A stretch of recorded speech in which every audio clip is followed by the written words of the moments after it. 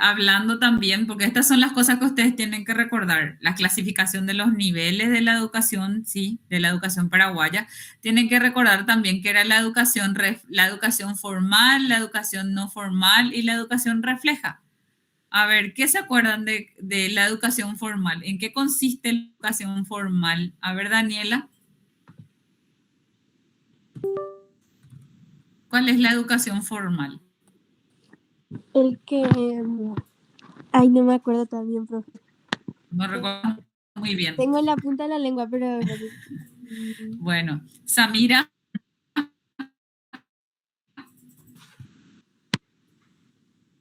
Sami, ¿cuál era la educación formal? Me pasa lo que a Bueno, Ángel, sos el salvador del curso, Ángel. Sí, No, no te escucho. ¿qué pasó? Ah, ¿por qué, profe? No entiendo, profe. Ahí. Ah, consulta, pregunta. ¿En qué consiste la educación formal según la ley 1264? ¿Qué? Toda la educación. Exactamente. La que está garantizada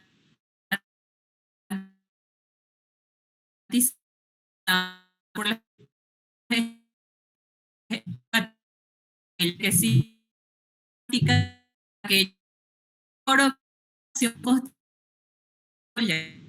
todo paraguayo a la educación civil, a eso nosotros llamamos educación formal, la que se desarrolla al interior de las aulas y todo del año, ¿verdad? Exceptuando las vacaciones, por supuesto. Samira, ¿cuál es la educación no formal? ¿Cuál es la finalidad de la educación no formal?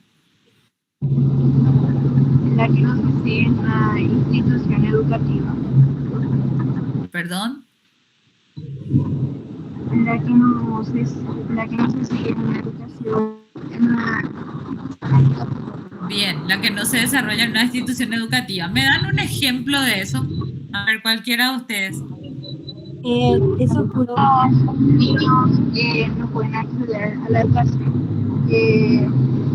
Por ejemplo, los niños que están en la terminal, creo yo, profe. Mm, Institutos o mm, así, esos cursos rápidos, talleres y eso.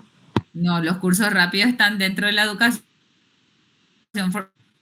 de alfabetización, están dentro de la educación formal. Eso que decimos que son los niños de la calle o son los adultos que no tuvieron acceso a la educación en tiempo normal, por decirlo de alguna manera, ¿verdad?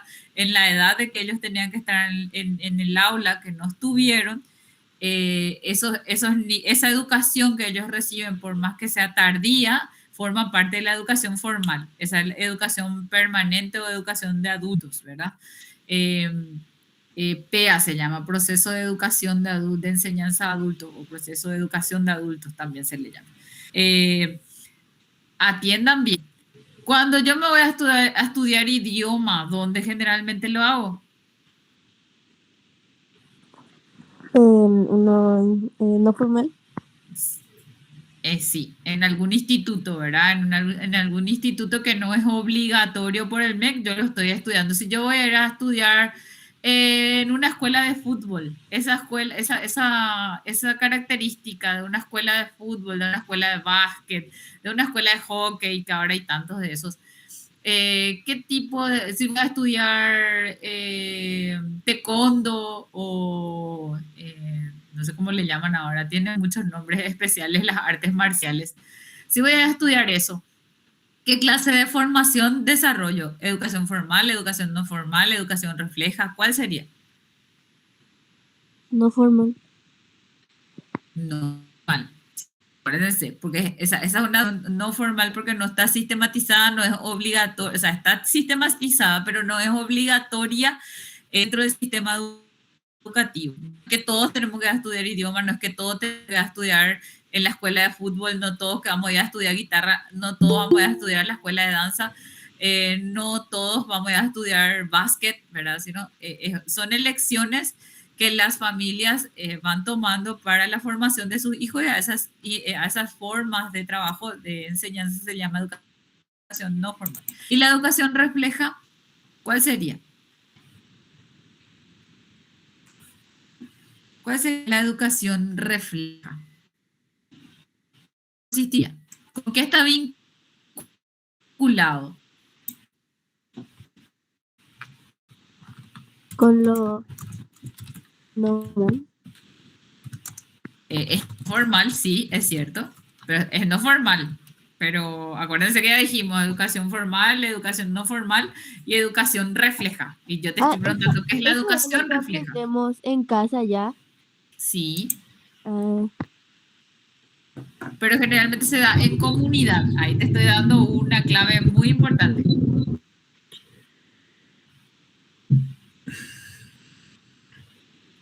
La educación refleja es la que se da no con intención de enseñar, ¿sí? Se da, o sea, son los aprendizajes que generamos a través de la interacción con la sociedad. Cuando miramos la televisión, cuando estamos mirando algún video de Instagram, cuando vemos alguna información que nos hace un pequeño documental en el Facebook o en TikTok o en ese tipo de herramientas que habla de la comunicación social en masa, ahí nos estamos refiriendo a la educación refleja. Es decir, que no teniendo la intención ni la finalidad sistemática o asistemática de educar a la gente, también sirve para educar. Por ejemplo, solemos ver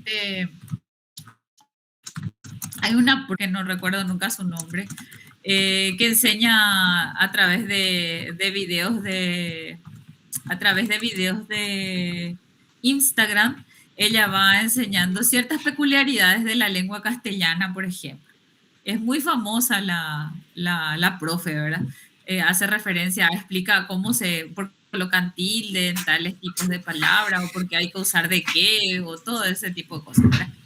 Entonces, en esos reels nos van dejando también alguna enseñanza y algo que vamos aprendiendo a través del contacto con esa información. Eso se llama educación. ¿Cómo se llamaba?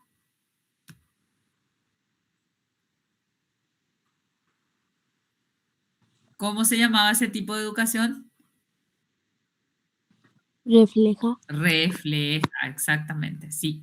Que se da por la interacción con los medios de comunicación, ¿sí? Bueno, muy bien.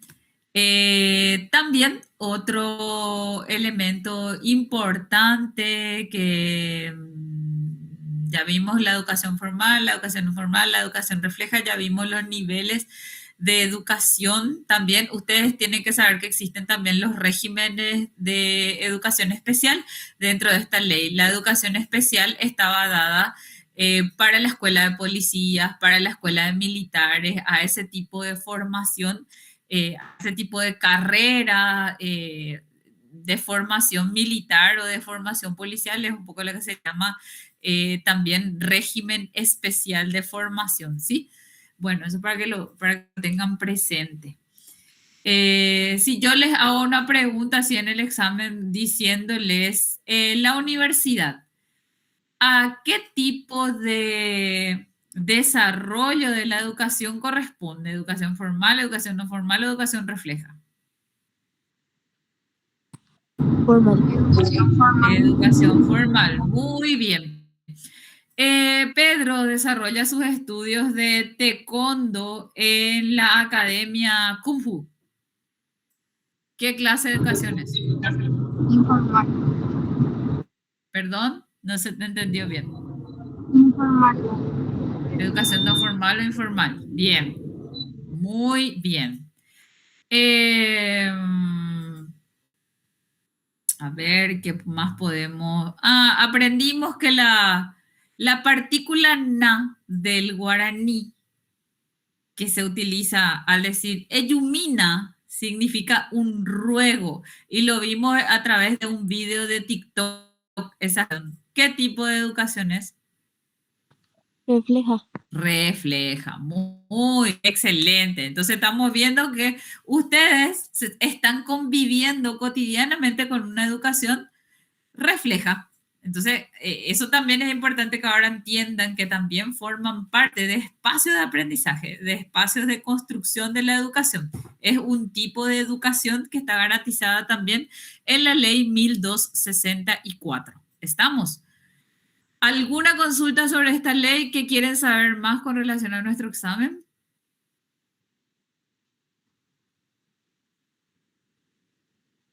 ¿Ninguna pregunta? Bueno, No, pregunta. para vuestra tranquilidad, también les comento que yo no les voy a estar pidiendo a ustedes que se aprendan de memoria los artículos, que se aprendan de memoria los capítulos, porque la ley es bastante extensa, pero sí voy a pedirle que recuerden estas cuestiones generales, ¿verdad? Que forman parte de los componentes, que forman parte de los niveles de educación que tenemos, de en qué consiste cada nivel de educación, o sea, qué grados lo conforman, en qué consiste la educación formal, no formal y refleja, también lo que es el concepto de educación para el Paraguay, ¿verdad? O sea, todo ese tipo de cosas que aparecen dentro de esta ley que es muy importante que ustedes la recuerden. ¿Estamos? ¿Ninguna consulta más sobre esto? ¿Quedó clarísimo? Súper claro, profe. Bueno, súper bien. Ahora vamos a la unidad 2. En la unidad 2, ¿de qué hablábamos? ¿Alguien lo recuerda?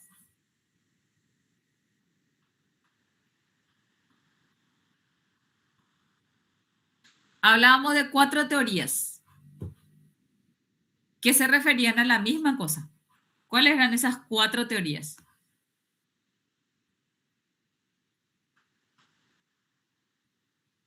Parece que tengo que leer mucho, ¿verdad? Sí, legalmente. Bueno, ¿cuáles eran esas cuatro teorías? Le doy el tema central. Hablábamos de la motivación. ¿Se acuerdan? De las teorías de la motivación. Podría ser las pirámides de Maslow. Maslow y las necesidades, que está representada por las pirámides, ¿verdad? Por la pirámide de Maslow. Muy bien. ¿Cuál era otra teoría? A ver, voy nombrando. Yasmín, ¿cuál era otra teoría de la motivación? Ya hablamos de las teorías de las necesidades de Maslow, que tiene 5 estadios de ir llenando esas motivaciones. ¿Cuál era otro que habíamos estudiado? 3 más nos falta mencionar.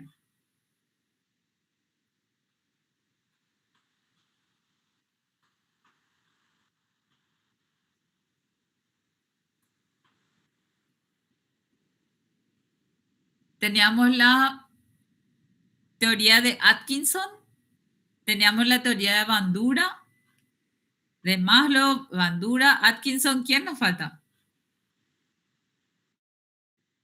Sí. Hola, profe. La profe Ceci va a pasar con 5. Genial. Yo estaba en proceso de indagación, maestra. Súper bien, súper bien. Buenas noches. Sí, excelente. Le estaba metiendo en soponcio, en conflicto cognitivo a mis alumnos para ver si reaccionaban. Pero muy bien, súper bien. Bueno, la profe nos acaba de mencionar al cuarto. ¿Quién era? ¿Cuál era el nombre que mencionó la profe Daniela? Escuché, profe, pero yo no me Ya no te acuerdo. acordás, ¿verdad? Ah, que hay que tomar apuntes, Daniela. No me acuerdo. No te acordás. Ángel, ¿cuál era la palabra que mencionó la profe Ceci que les dio un espaldarazo gigante?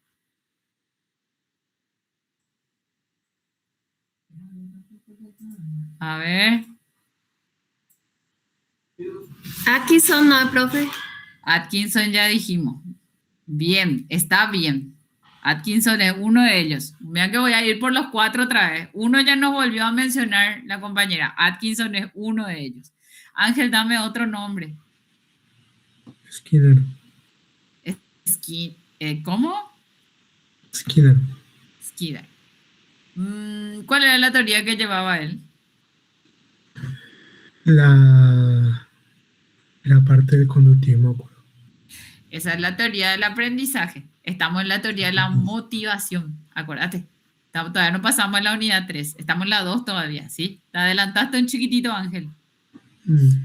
Bien. A ver, Samira, dame otro autorizador.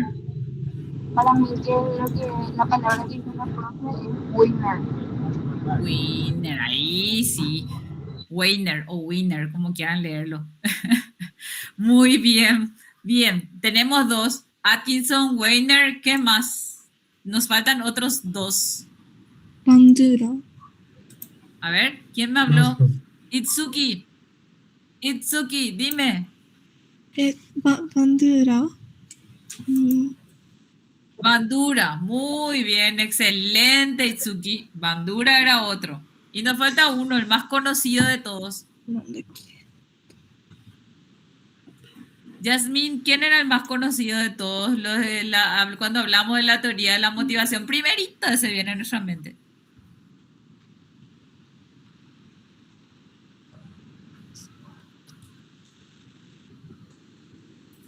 Ángel, ¿vos recordás?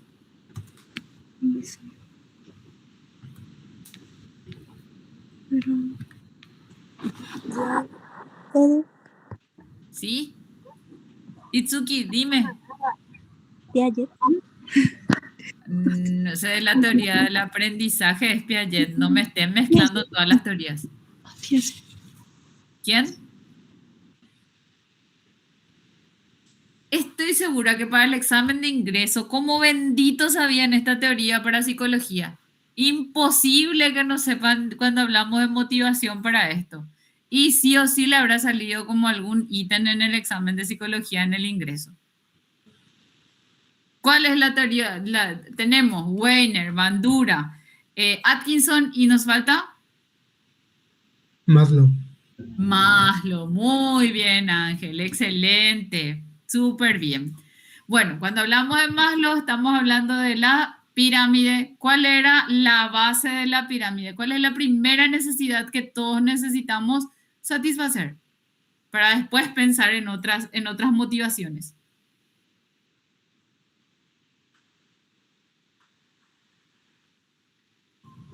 Fisiológica puede ser. Muy bien, la fisiológica. Si yo tengo hambre, si yo tengo sueño, si a mí me duele el cuerpo, si yo quiero irme al sanitario, me duele la panza, no tengo otra capacidad de pensar en otra cosa.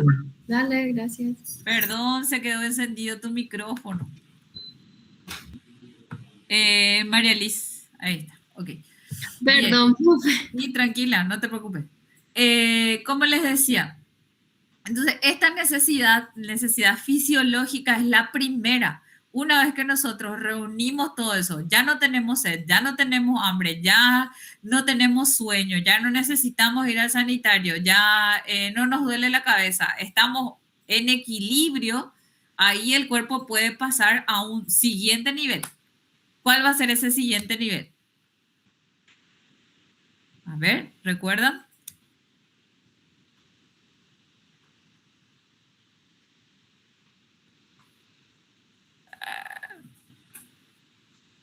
La necesidad de cubrir nuestra seguridad. Ustedes se acuerdan que cuando, o sea, bueno, con ustedes no me pasa, pero con alumnos de otro curso, con los que tengo última hora, a veces a las 9:45 ya están súper inquietos los estudiantes, porque dicen, profe, yo tengo miedo, porque no es luego tomar acá el colectivo enfrente a la facultad, sino el problema está cuando yo me bajo cerca de mi casa, porque ya me bajo cerca a las 10:30, ya no hay nadie y tengo mucho miedo de que algo me ocurra en el trayecto entre la ruta y mi casa. ¿Cómo se llama esa segunda necesidad? Seguridad puede ser. Muy bien, excelente, genial, genial. Bien, María Liz. La siguiente. ¿Cuál era? ¿Cuál era la siguiente? Hablen ya ustedes, porque la profe está diciendo todo. Sobre lo social, ¿verdad? Sobre lo social. ¿Cuál era lo social? ¿Qué teníamos que hacer sobre lo social? ¿Qué eh, necesitábamos de la sociedad? Lugar de, por ejemplo, escuela y Pertenece. Sí, la pertenencia. Muy bien, Itsuki. Necesitamos que nos acepten, que nosotros formemos parte de los grupos sociales, nos sintamos con ustedes, que nos sintamos parte del primero de Ciencias de la Educación. Mis compañeros, mi sala, mi clase, mi profesora. ¿Sí? Al decir mis compañeros, estoy formando parte de una agrupación. ¿Sí? Súper bien. Otro nivel, Ángel.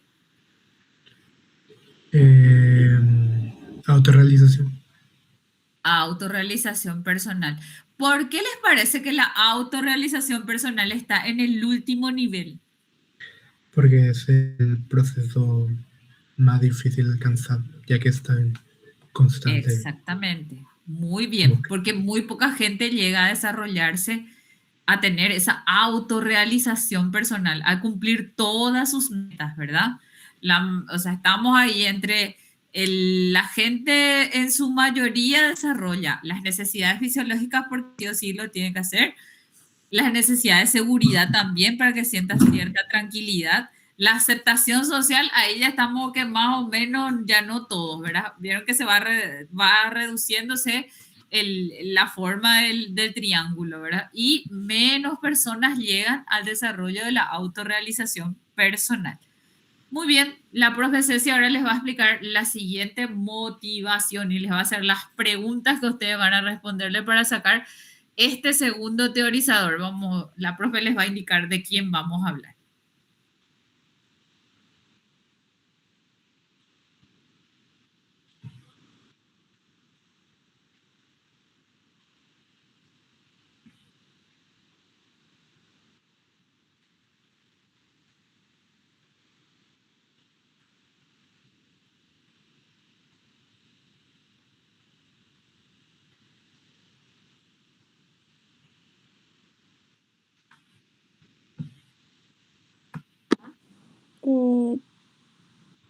Logro.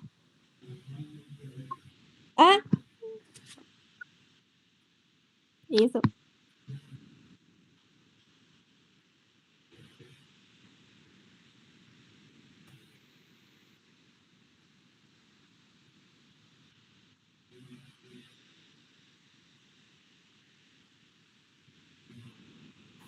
¿Por qué uno actuaba? Perdón, profe, iba a ayudarte más. ¿Por qué uno actuaba? ¿Por qué uno se movía para hacer algo? Por los impulsos. Ay,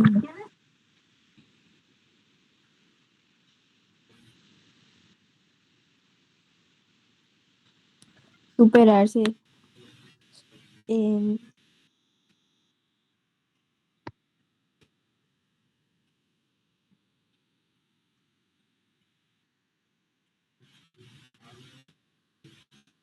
no tenemos motivación.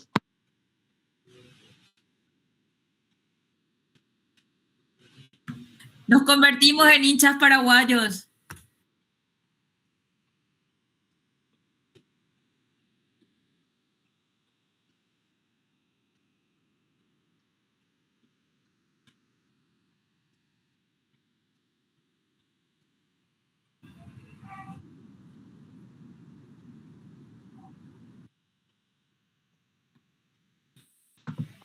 Sí, sí, yo creo que sí.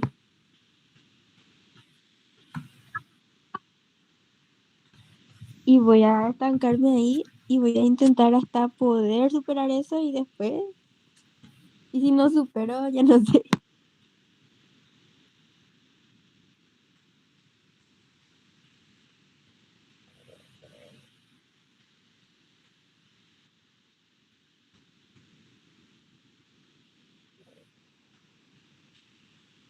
Profe, ahí para reforzar un poquitito más la teoría del logro, acuérdense que estamos hablando de motivación, ¿verdad? De aquello que le mueve a la persona de hacia adentro para afuera, ¿verdad? Es aquello que a mí, como bien nos decía Daniel hace un ratito, voy a intentar otra vez, porque yo quiero, ¿verdad? Dice, voy a volver a intentar hasta que, bueno, de repente si tanto no me sale, puede ser que ya piense otra cosa, ¿verdad? Pero ella dice, voy a buscar lograr ese objetivo, voy a tratar, voy a poner todo mi mayor esfuerzo para poder alcanzar esa meta. Por eso se llama de logros, ¿verdad? Y nace desde adentro, o sea, cada uno de ustedes está en esta carrera porque tiene una motivación interna, quiere ser docente, quiere ser director de colegio, quiere ser coordinador, quiere ser ministro de educación, quién sabe, todo lo que ustedes tienen dentro y es lo que les mueve a ustedes a buscar, a esforzarse por algo y para algo, ¿verdad? Y así como nos decía la profe Ceci también, si no nos sale aquello, nos frustra, como bien dijeron, ¿verdad? Y ahí, ¿qué ocurre? O sea, nosotros a veces ponemos mayor esfuerzo para evitar también la frustración en cierta medida, porque a nadie le gusta sentir ese sentimiento de frustración. Y entonces ponemos más esfuerzo para buscar lograr eso que queremos hacerlo, porque viene desde adentro, ¿sí? Acuérdense que esto, profe Ceci, no lo habíamos hablado, y por eso me parece importante también recalcarlo un poco, que el incentivo está dentro o fuera de la persona.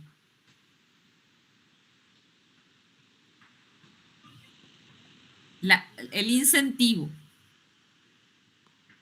A ver, le pregunto a Ángel. Ángel, ¿el incentivo está dentro de vos o fuera de vos? Fuera. Fuera, muy bien. Samira, dame un ejemplo de incentivo. Incentivo no sería, si es que sacas buenas notas, se te felicita por sacar buenas notas y te dan algo que vos querés por haber sacado buenas notas. Sí, así como mi sobrinito dice, yo cuando pase el grado del primero y pase al segundo, a mí me van a regalar un JBL grande, dice él, ¿verdad? Ese es algo que está fuera de él y es lo que le impulsa a querer seguir estudiando, ¿verdad? Porque es un apasionado de ese tipo de parlantes, como le dice él, ¿verdad? Entonces, bueno, eso sería, y para cada uno acá han de tener ustedes cuál es su incentivo. De repente ser un profesional exitoso, como decíamos hace un ratito, ser directores de colegios, ser coordinadores de colegios, ser muy buenos profesores. O sea, es un reconocimiento social también en cierta medida que ustedes tienen fuera de ustedes y es lo que dicen, yo quiero lograr eso, ¿sí? Entonces eso está fuera de ustedes. Por eso se llama incentivo. Y puede ser también que algunos me digan, yo quiero aplicar a una beca para el año que viene y para esa beca yo tengo que tener toda calificación 4 o 5. Entonces me esfuerzo por eso. Ese incentivo, o sea, ese elemento que está fuera de mí es lo que abre mi motivación para que yo luche por eso. ¿Estamos de acuerdo? Entonces el incentivo siempre está fuera. Bueno, salud. María Cecilia, te cedo de vuelta el micrófono. Adelante.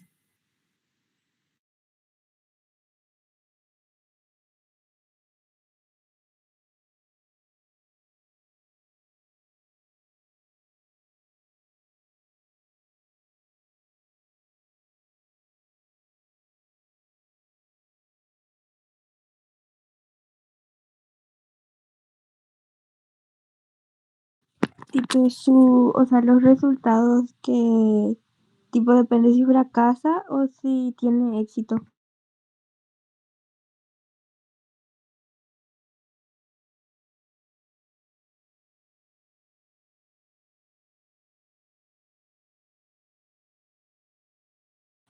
Sí.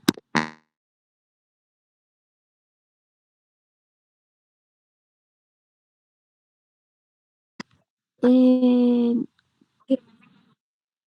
sí tenemos los dos, porque uno no lo que nosotros pensamos de nosotros mismos y los demás nos dicen nosotros.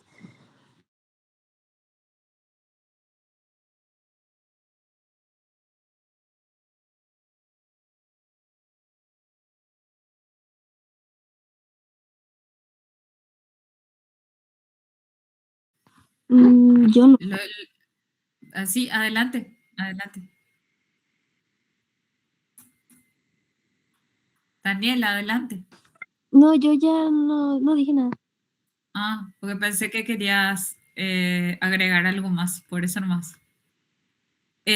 Bien, estábamos en esta teoría de Weiner donde nosotros decimos, o sea, esto es lo que a nosotros nos motiva también, viene de adentro, como bien decía la profe Cecilia, decía la compañera, eso que nos impulsa. Pero acá viene una mezcla de interna y externa, ¿verdad?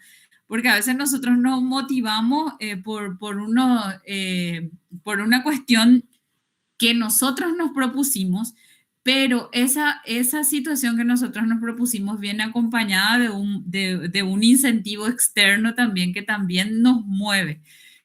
Y ahí es donde nosotros también entendemos la naturaleza de nuestros esfuerzos, que también están muy vinculadas con lo que habíamos hablado hace rato de la vinculación con el fracaso también en cierta medida. Si yo no pongo de mi parte, no me encuentro, mi motivación está baja, yo no me dedico y por ende voy a tener un mal resultado. Ahora, si mi motivación está elevada y yo le dedico el esfuerzo porque me gusta y porque sé lo que quiero lograr, entonces mis resultados también vienen acompañados con ese nivel de esfuerzo que yo estoy desarrollando, ¿sí? Eso es muy importante tener presente. A mayor esfuerzo, mayor resultado. Mayor motivación, mayor resultado. Menor motivación, menor resultado. ¿Estamos?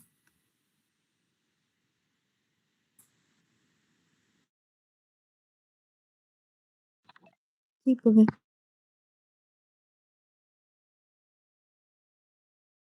¿Seguimos, profe?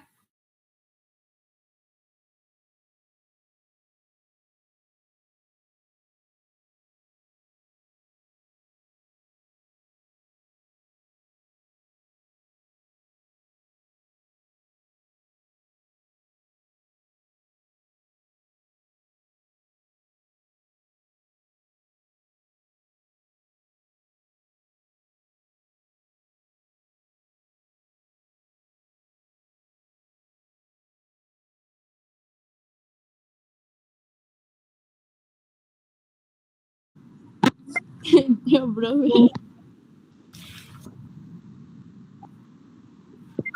Son lo que, las cosas que aprendemos fuera que hacemos a veces sin querer o queremos copiar.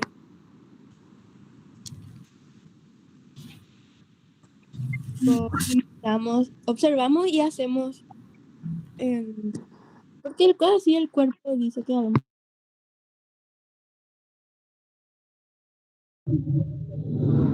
Podría ser el aprendizaje por observación.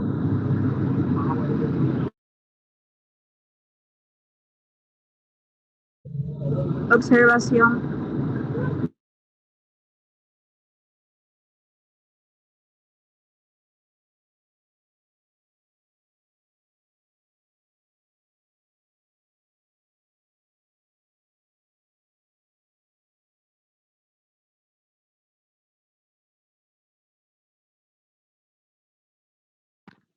¿Se acuerdan ustedes cuando el año pasado vino Shakira al Paraguay?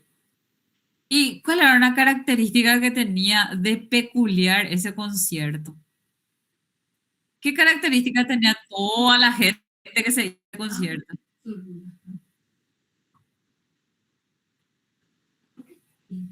Entonces, sí, ya no sé un poco porque no me acuerdo. No, ¿No te acuerdas? Y mostraban bueno, les cuento que el boom fue usar el peinado de Shakira, ¿verdad? Toda la gente se fue a la peluquería a hacerse unos rulos gigantes y tener así enorme, hinchado su pelo, así todo largo. Todos los que tenían enlace se hicieron todos sus rulos. Otras recuerdo que le hacían las entrevistas porque, no sé, desde las 10 de la mañana ya estaban esperando para entrar al estadio. Y recuerdo que tenían todos algunos sus trajes, ¿vieron? Esos cintos que suele usar Shakira, esos flecos que usaba cuando bailaba Waka Waka, esas cosas. Así se iba vestida la gente en ese sitio, ¿verdad? Y era lo que decía la profe, esa admiración que se tenía a esa situación llevaba justamente a que las personas imitaran esos patrones de conducta, ¿verdad? Es lo mismo que ahora, como decía también la profesora, si ustedes tienen un profesor que les gusta mucho cómo desarrolla su clase y a veces tienden a decir, bueno, cuando yo Sí, sí. Ah, bueno, ok, dale. Ahí está.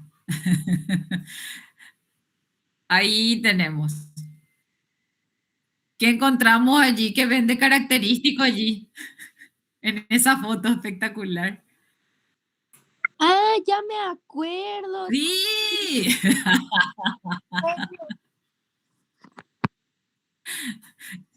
ya se acuerdan, ¿verdad?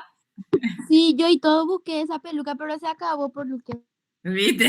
Yo y todo. Súper bien.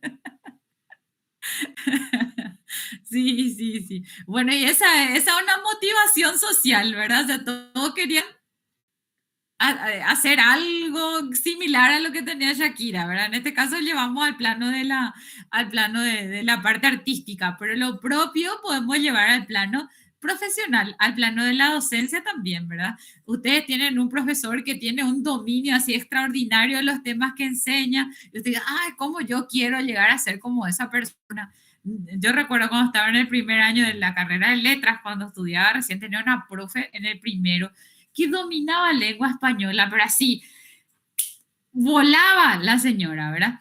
Y yo recuerdo que cada vez que salía de esa clase decía, Dios mío, esta señora, ¿cómo sabe? ¿Cómo es extraordinario?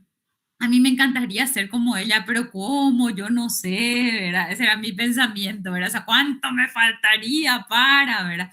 Entonces, es un poco, y a mí me encantaba cómo ella manejaba los conceptos así, pero rapidísimo, ¿verdad? Y en cierta medida, cuando empecé a enseñar lengua española, a mí me encantaba también recordar esos mismos conceptos que ella planteaba. ¿Por qué? Porque fue un poco el estilo que yo tomé en su momento para enseñar lengua española, para poder desarrollar mis clases, ¿verdad? Entonces, es lo que decía, la motivación está en buscar esas características similares y tratar, en cierta medida, de emular, o sea, de tratar de hacer lo más igual posible a aquello que nos gusta y mejoramos porque practicamos, porque queremos llegar a tener esa misma solvencia pensando en el sistema educativo, ¿sí?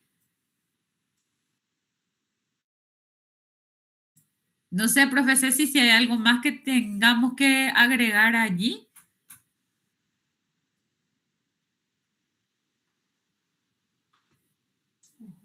Bueno, bueno, muy bien, súper bien. Acuérdense que estas teorías la podemos trasladar siempre a los ejemplos educativos, ¿sí? ¿Cómo reconocemos a una persona que está motivada desde la teoría de Weiner? ¿Cómo conocemos, o sea, cómo se aplica la motivación de la teoría de Maslow en un proceso de aula, por ejemplo? Acuérdense de los estadios de Maslow, que me duele la panza, te dice el alumno, y tenés que asistirle porque no te va a aprender absolutamente nada. Aquel que te diga, profe, me muero de sueño, o profe, tengo hambre, o profe, tengo demasiado calor, es imposible que pueda concentrarse y generar nuevos aprendizajes, ¿verdad? O dice, tengo miedo, tengo mucho miedo, hay una situación que me incomoda. A veces hay alumnos que nos cuentan cosas mucho más gruesas y te dicen, no quiero irme a mi casa, profe, porque tengo miedo. Entonces le está faltando la seguridad que necesita para poder generar otros espacios y crear un campo fértil para el aprendizaje, ¿verdad? Aquel que tiene un problema, o aquel que tiene el joven, el adolescente, que le tiene a una mamá hospitalizada o le tiene a un familiar muy querido hospitalizado o pasando por una situación difícil, por supuesto que no va a tener el campo fértil para poder aprender, ¿verdad? Entonces nosotros también tenemos que manejar esas informaciones, para poder prosperar en el proceso de enseñanza-aprendizaje. Nos dicen Maslow, si esa necesidad no está satisfecha, si la persona no se siente con el físico apropiado, si la persona no se siente seguro, no siente seguridad, si la persona está preocupada por algo, si la persona no se siente aceptado por su grupo, no hay posibilidades de generar aprendizaje, ¿sí? Entonces es muy importante tener presente todos esos detalles. ¿Por qué el bullying en la escuela o en los colegios le dedicamos tanto tiempo? Porque es algo que le preocupa a la persona por dos problemas importantes. Uno, porque no se siente, o sea, se siente inseguro, no siente seguridad, no quiere estar en ese espacio, se siente agredido, y por el otro lado también no siente ese espacio de reconocimiento social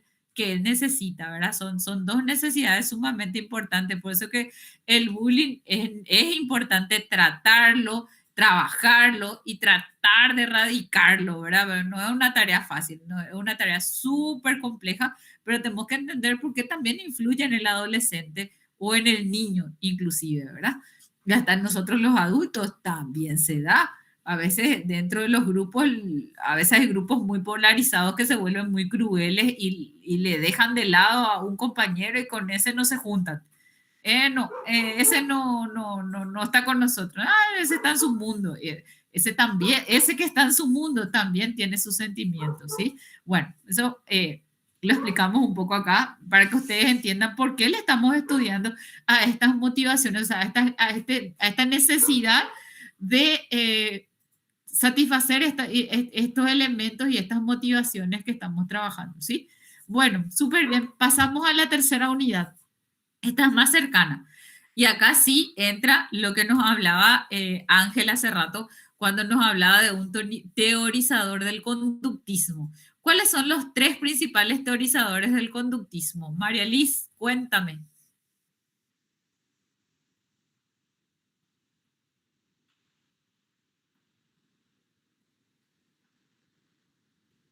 María Liz, ¿estás en la clase? Uno nomás, Sí. por lo menos quiero. Sí, profe, pero no me estoy acordando. Tienen que tomar apuntes. Acuérdense que una de las primeras señales de aprendizaje es tomar apuntes. Escriban, no quieran sacarle foto nomás a la pizarra cuando el profesor escribe. También escriban ustedes lo que van escuchando. Es una técnica de estudio muy importante. ¿Estamos? Samira. Para mí sería John Watson y John Skinner, Watson. Sí, el otro Skinner. no recuerdo.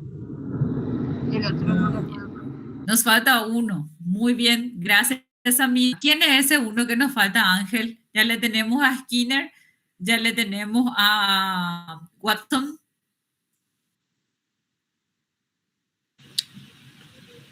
Que falta ver a Piaget, ¿no?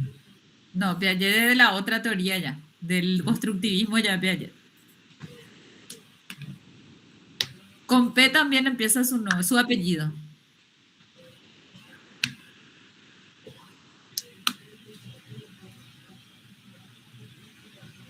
Pavlov no es. Pavlov, muy bien, María Liz, excelente.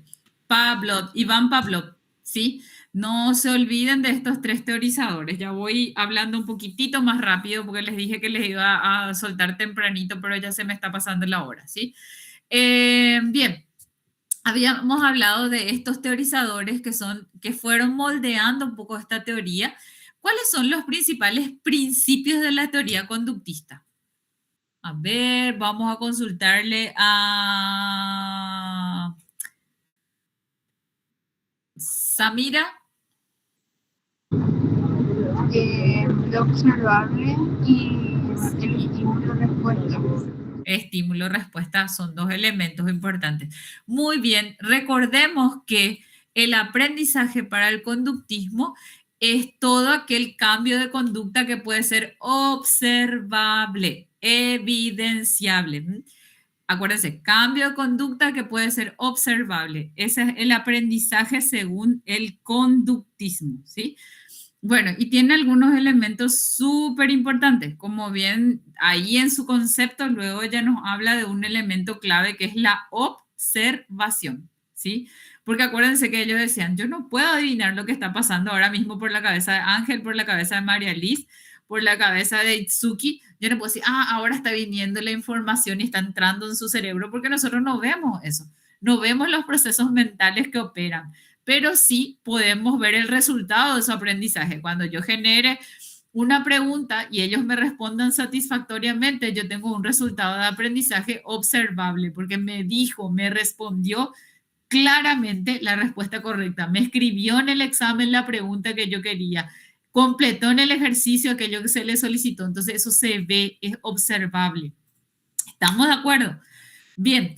¿Cuál era otro de los, o sea, cuáles son los principios? Me dijeron, el primer principio es la observación, el siguiente principio es estímulo-respuesta, ¿verdad?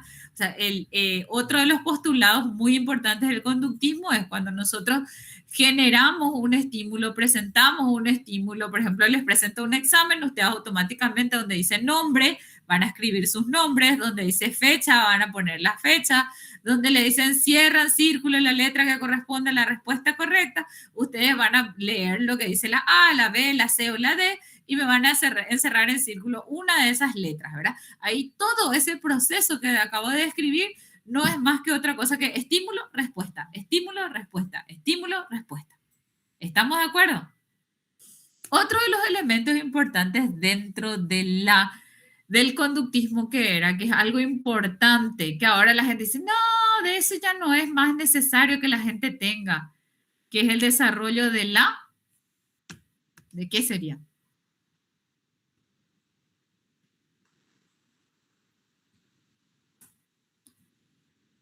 De la memoria, el desarrollo de la memoria. Acuérdense, en el conductismo era fundamental tener desarrollada la memoria. Muy importante el almacenamiento de mucha información, ¿sí? Después también teníamos dentro del conductismo la importancia de la repetición, porque era un elemento que hacía que se pueda reforzar la memoria, ¿sí? La repetición.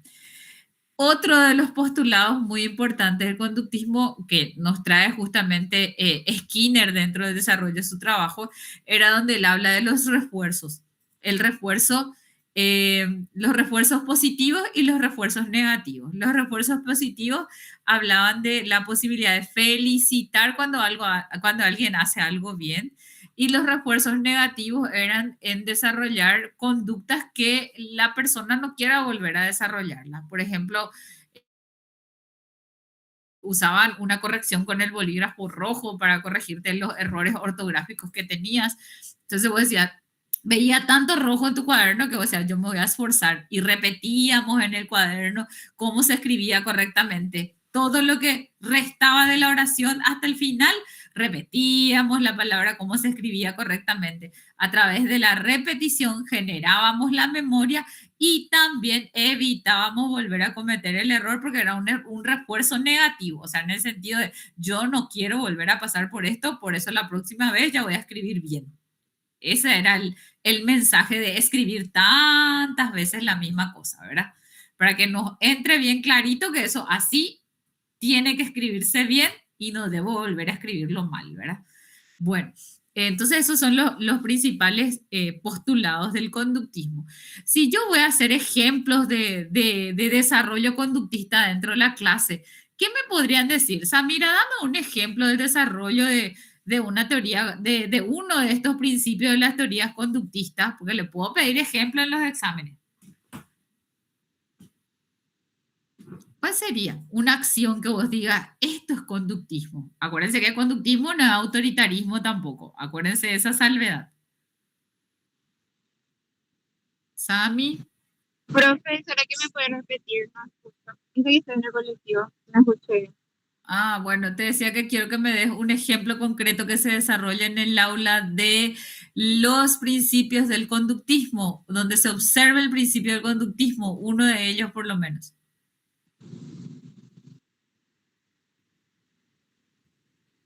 Uno de estos principios que mencioné. Ejemplo concreto. Ese tipo de tareas les voy a pedir en el examen, ya les anticipo. A ver, Daniela, dame un ejemplo, por favor. O ya tenés el ejemplo, Samira.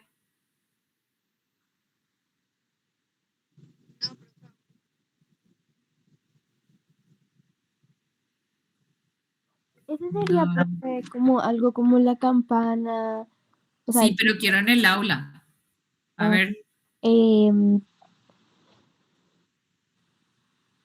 mm,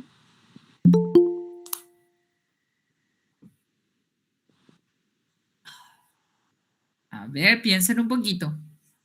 Tema de examen. Falta de interés o pérdida de interés hacia el estudio, puede ser, profe. ¿En clase? No. Un hecho concreto de lo que vas a hacer en tu clase. Si tu clase es conductista, ¿qué harías? Si tu clase es conductista, ¿qué harías con los alumnos para desarrollar la repetición, la memoria, la observación, el estímulo-respuesta, los reforzadores positivos y los reforzadores negativos? ¿Qué harías? ¿Cuál? Pues Uno de ya esos tengo me ya, vas a profe, graficar. A ver, ¿qué? profe, ya tengo ya un ejemplo. Dame. Si un Dime. estudiante sufre humillaciones constantes al pasar al pizarrón, el estímulo que le va a crear al niño es tener miedo a pasar al frente y hablar en público. ¿Y ese qué clase de refuerzo? ¿Positivo, negativo, bueno, malo? ¿Qué estamos generando allí? Un refuerzo negativo. Pero el refuerzo negativo tiene una finalidad buena. Y si él se queda traumado, no es una finalidad buena. Sí. ¿Para qué yo, profesor, le digo al alumno? ¿Se acuerdan de este ejemplo que les conté? Que el chico decía, chicle, caramelo, pastilla, naco, decía mi compañero en el aula. Y la profe le decía, no lo vuelvas a repetir, no es bueno, no es correcto. Él decía, chicle, caramelo, pastilla. Volvés a repetir y te voy a llevar a la esquina, al rincón, para que aprendas que eso no se vuelve, no debe decirse en el aula ni en ningún lado. Y otra, chicle, pastilla. Bueno, le mandó la profe al rincón y le dijo, ahora volví a decirle eso a la pared, y él tuvo que decir otra vez, ¿verdad? Y después de eso, nunca más lo volvió a hacer. Ese es un refuerzo negativo. ¿Por qué le mandó a hacer la profe que se vaya al rincón? Para que él sienta ese desagrado al hacer eso que estaba haciendo mal y no lo quiera volver a repetir. Entonces, la próxima vez cuando la profe le diga, fulanito, no se dice tal cosa o no se hace tal cosa, ella le va a hacer caso. ¿Se entiende cómo viene el tema del refuerzo negativo? El refuerzo negativo es para que uno deje de hacer lo malo y empiece a hacer lo correcto. ¿Me están entendiendo? Sí. Uh-huh. Bueno, súper bien. Bien, después de esta, y piensen en esos ejemplos, porque son cosas que le podemos estar pidiendo dentro del examen, ¿sí? Bueno, ahora pasamos a la teoría del constructivismo. ¿Quiénes son sus principales representantes? Le teníamos ahí en medio entre el constructivismo y un ratito más, antes de pasar, Sí. en la esquina los refuerzos positivos. Ajá. En el ejemplo dijo, pero me pasó, no pude entender bien ni anotar. El refuerzo positivo se da cuando el alumno hizo bien algo y nosotros le felicitamos por eso. Entonces él siente mucho agrado y sabe que esa acción la va a volver a repetir porque fue buena, ¿sí? Cuando nosotros encontramos le pedimos a nuestros alumnos que hagan varias sumas y todas sus sumas eran correctas y le ponemos excelente, felicitado, y lleva un sello de felicitaciones, ¿verdad? Entonces el alumno ve eso y dice, wow, qué bueno estuvo esto, yo quiero llenar mi cuaderno de estos tipos de sellos, entonces me voy a esforzar para hacerlo bien. Ese era un refuerzo positivo, se reconoció el esfuerzo favorable del alumno y él sintió un gusto, un agrado, entonces dice, yo quiero volver a sentir esto siempre y quiero tener estos sellos siempre. Entonces él se esfuerza por hacer eso, por eso se llama refuerzo positivo.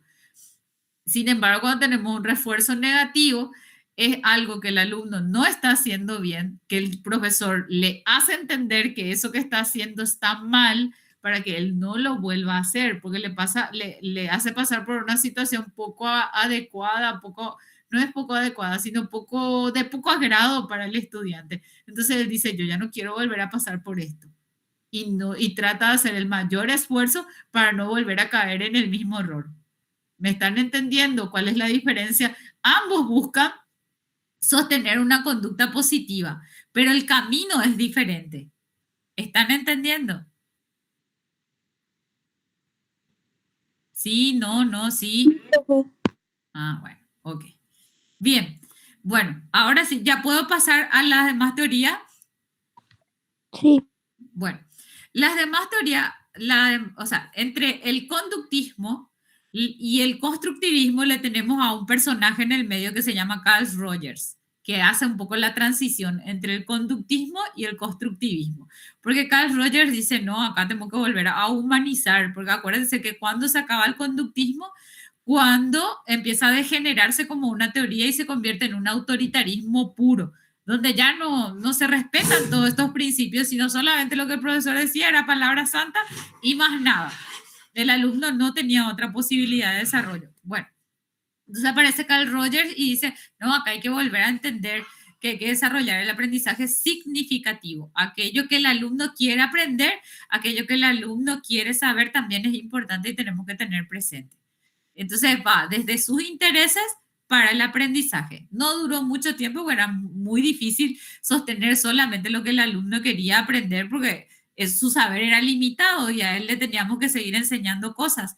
Entonces rápidamente aparece una nueva teoría que es la teoría del constructivismo. Sus principales representantes, ¿quiénes eran? Ángela, hace rato ya me nombraste varias veces a uno de sus principales representantes. ¿Quién era?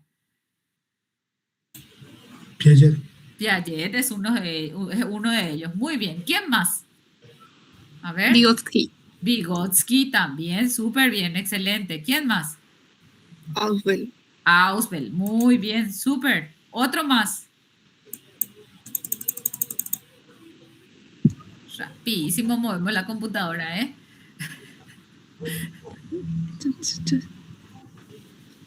¿Quién era Izuki? Nos falta uno. Con B larga empezaba. No. Brunner. Brunner era el cuarto. Bien, estas personas decían que acá lo importante era justamente tener la posibilidad de generar aprendizaje. Pero ¿cómo? Desde distintas maneras. Decían que el ser humano, así como estamos haciendo con ustedes, le sometemos a preguntas para que ustedes nos vayan dando las respuestas, ¿verdad? Esa es una manera de desarrollar aprendizaje en el modelo constructivista. Se llama diálogo inductivo, ¿sí? En donde el profesor indaga para que el alumno responda, ¿sí? Bueno, en esa construcción también, acuérdense de varias cosas importantes que les puede salir en el examen. ¿Cuáles eran los procesos evolutivos del pensamiento, del desarrollo del pensamiento humano, según Piaget? Cuando él decía, el niño no es un adulto en pequeño. Y nos hablaban de unos procesos por los cuales el ser humano pasaba desde niño, adolescente, hasta llegar al aprendizaje formal o simbólico. ¿Cuáles eran esos estadios? A ver, ¿recuerdan?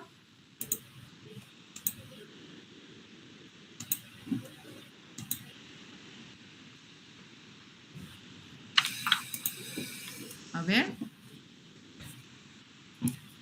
¿Cuáles eran esos campos, Ángel?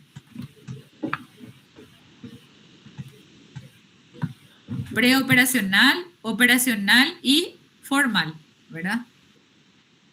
Bien, si no recuerdan, tienen que recordarlo y tienen que leerlo, ¿sí? El preoperacional estaba justamente que tenía que ver con que el niño era la etapa de la oralidad primero. La etapa de la oralidad era que todo lo que ellos tocaban lo llevan a la boca, ¿verdad? Y estamos súper cuidadosos con los niños porque todo quiere tragar, porque su forma de reconocer el objeto es de las papilas gustativas, a través de la lengua y la boca, por eso que todos llevan en la boca, ¿verdad? Hasta los 2 años más o menos va por ahí. Después de eso aparece el aprendizaje del lenguaje, de la motricidad fina, ahí estamos en lo preoperacional.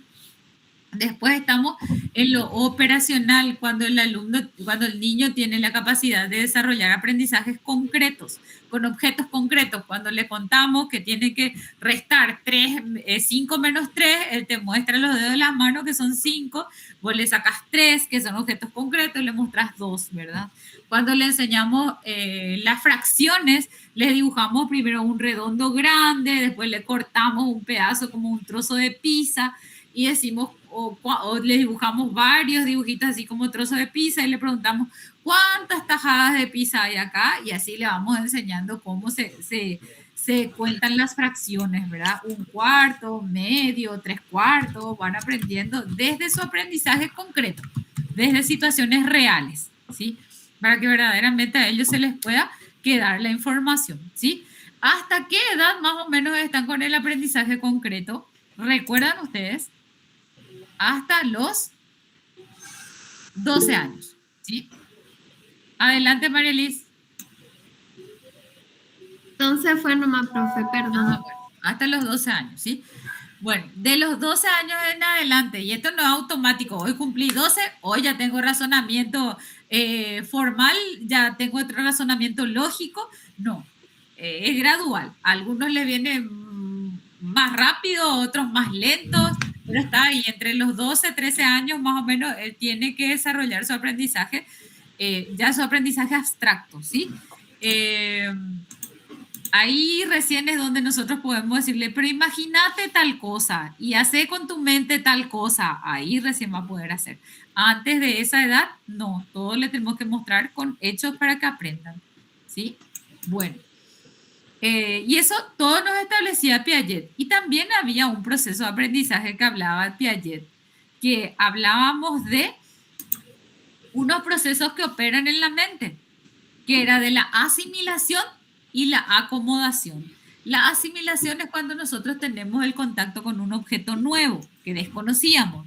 Ustedes desconocían la teoría de Piaget o desconocían la teoría de Ausubel, desconocían la teoría de Vygotsky y decían, pero a este yo no le conozco. Y cuando empiezan a explicar, le van teniendo un acercamiento a eso, ocurre la asimilación. Cuando son capaces de apropiarse de esa información y decir, en la teoría del aprendizaje que yo he aprendido en didáctica, le tengo desde el conductismo a Brunner, desde el conductismo a Vygotsky, Pavlov y Skinner, y después le tengo en la época de transición a Carl Rogers, y en la época del constructivismo ya le tengo ahí a Brunner, Ausubel, Vygotsky, y ¿quién me falta? Ausubel, Vygotsky, Brunner, Piaget. Ahí están los 4. Entonces ahí sí ya tiene un poco más de sentido en mi mente. Entonces puedo decir, estos nuevos conocimientos implican ya, como ya tengo la asimilación, porque ya entendí qué son, ahora los voy a acomodar en mi cerebro para poder entender que esos elementos los tengo que usar en el desarrollo de una clase, ¿sí? Bueno. Por otro lado, es importante recordar cuál era la principal teoría, en qué consistía la teoría de Vygotsky, por ejemplo. ¿Qué nos decía Vygotsky? ¿Cómo se generaba los demás? A ver. Aprendemos con los demás. Aprendemos con y de los demás. Muy bien. Y decía que el lenguaje era el elemento esencial por el cual el ser humano tenía que conversar, expresarse, tolerar al otro, ¿sí? Entonces era muy importante para él ese espacio de correlación con el otro, por eso se llama aprendizaje social. Y nos hablaba también, no se olviden de esto, de la zona de desarrollo, de la zona de desarrollo real, zona de desarrollo próximo y zona de desarrollo potencial, ¿sí? Que era el conocimiento real, era aquello que nosotros ya sabemos. La zona de desarrollo próximo era cuando se generaba un nuevo aprendizaje, y la zona de desarrollo potencial era todo el espacio de campo de aprendizaje que nosotros podíamos acceder a él, ¿sí? Después teníamos el aprendizaje guiado de Brunner, acuérdense, Brunner y el andamiaje. ¿Se acuerdan que habíamos dicho que para Brunner el aprendizaje era como una pared que estaba ahí con los revoques todavía bastante secos, entonces le poníamos el andamio para que no se caiga la construcción, para que sostenga la construcción, y una vez que el aprendizaje quede firme, ahí podíamos retirar el andamio. Pero ¿quién es el andamio? Es el profesor, el que guía el aprendizaje, el que sostiene el aprendizaje del alumno, ¿sí? Y Ausubel nos habla del aprendizaje significativo, ¿verdad? Que dice él que cuanto más relacionado con la vida real del estudiante está aquello que aprende, el aprendizaje se genera con más fuerza. ¿Por qué? Porque lo uso, porque entiendo que me sirve, porque sé que a través de su aplicación voy a poder construir cosas nuevas que van a ser buenas en mi vida, para mí, para mi desarrollo profesional, para mi futura profesión, ¿sí? Entonces, eso es muy importante tener presente a estos teorizadores con estas ideas fuerzas, ¿sí? Bueno, consultas, preguntas sobre los teorizadores del constructivismo. Para sus estudios les recomiendo que vayan escribiendo siempre ejemplos de cómo se generan estos procesos de aprendizaje dentro del aula, porque esa es una de las cosas que les vamos a pedir, ¿sí? Así que ya les adelanto, les spoileo el examen y les digo que esa les va a pedir. Bueno, muy bien. Profe María Cecilia, ¿alguna otra recomendación para los estudiantes? Profe, la parte que hablaste de asimilación y el otro, ¿qué era? Acomodación. ¿Y eso qué era? Acomodación es cuando vos ya tenés la información nueva y le podés colocar en una parte de tu cerebro. Por ejemplo, ahora ya sabes que Skinner tiene una teoría del aprendizaje, ¿verdad? Entonces vos ya le vas a ubicar dentro de los conductistas y ahí se va a quedar. Porque ya podés, como el ladrillito Lego, ya les vas ubicando dentro de tu cerebro. Y eso se llama acomodación. Ya entró en un patrón organizativo, ¿sí? Así como cuando estudias matemáticas, a vos te enseñaron teoría de conjunto o te enseñaron, no sé, a hacer división con comas, y vos cuando aprendes esa habilidad le vas poniendo en una operación matemática que tiene tales características y se va ubicando dentro de tu cerebro como una operación matemática. ¿Estamos? Gracias. A ti. ¿Alguna otra pregunta?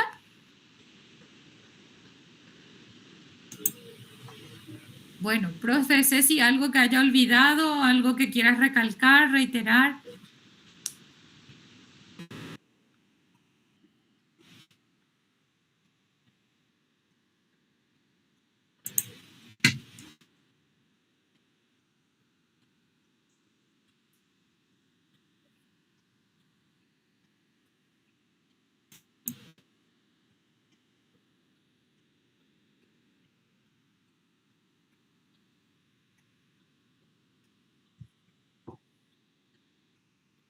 Sí.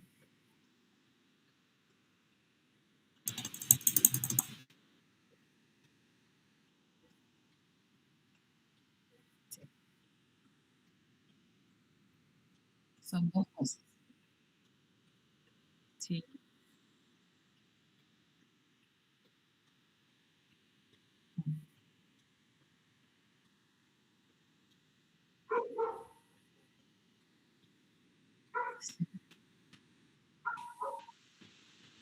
Y lo importante también, profe Cecilia, queridos estudiantes, es que acuérdense que no se lee solamente las guías didácticas, se lee toda la información y se refuerza con la guía didáctica.